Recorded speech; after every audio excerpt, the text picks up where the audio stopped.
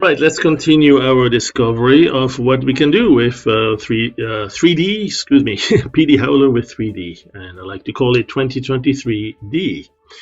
So let's go here and create something a little bit bigger. Let's go something like 1920, 1366. There you go.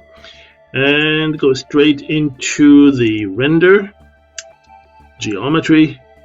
And again, we haven't released this version yet. This is a sneak preview, but it's coming, and so many more things possible if we get the right support and the requests are coming in. So we have OBJ files. This one, let's see, Z2 is another model from the NASA website. I'll load the original first. And that one didn't quite work perfectly yet, right? This one, as you saw, perhaps in earlier videos, had some shading happening, but it was missing every other polygon. Now, this could be because it's quads, and the quadrilaterals, we may just display only one of the vertices and one of the triangles. It might be some other reason, but at any rate, it's not exactly usable. It's great when we have it in wireframe, and maybe in the future we'll have an option to keep it in wireframe for the final render. And then that way we can create a composite of shaded with wireframe, or who knows, maybe do outline detection and all sorts of things. But you can also shade it and transform in shaded mode, and yeah, that's not quite perfect. So we have done something here which is to triangulate it really. And what Dan did is he took it into Lightwave 3D. And when it's in Lightwave 3D, boom, it works. So now we have the shaded appearance just fine. And you notice it's kind of coarse looking when I rotate it. So a low resolution or no anti-aliasing. And then when you let go, you can see here it's a nice, smooth anti-aliased transition there.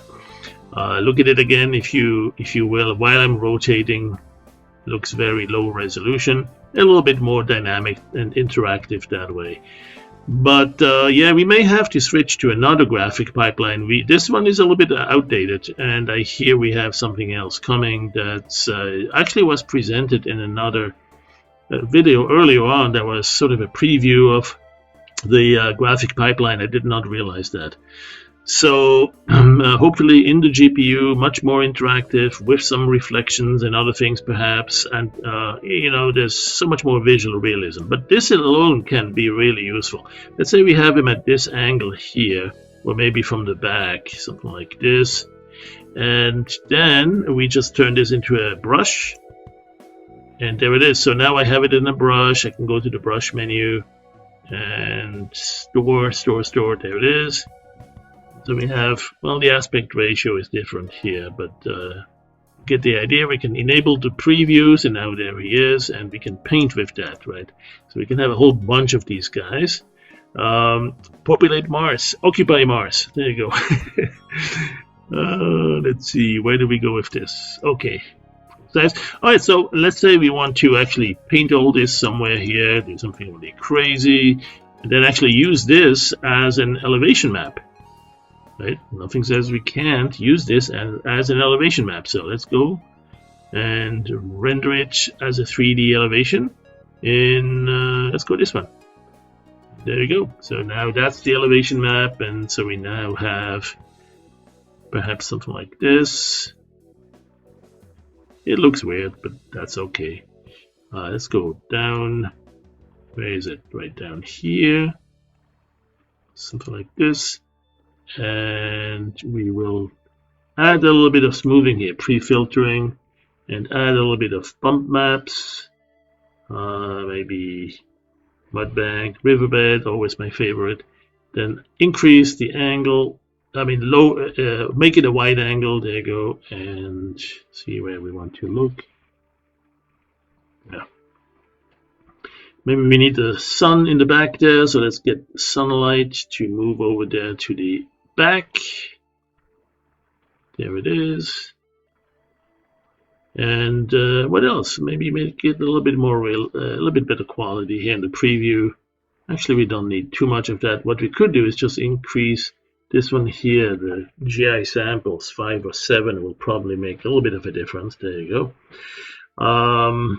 What else? So now we will put one astronaut here, we'll put another one here that will look in the other direction, and then that way it will be a nice little match. So let's see, do we want this to be lower? Lower elevation, if we bring the terrain back down into the water.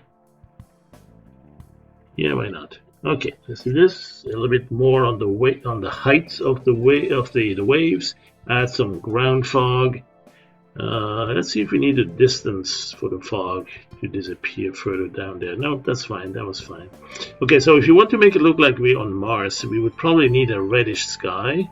Maybe something like this. Oh, that's a big sun. That's not on Mars. It won't look like this.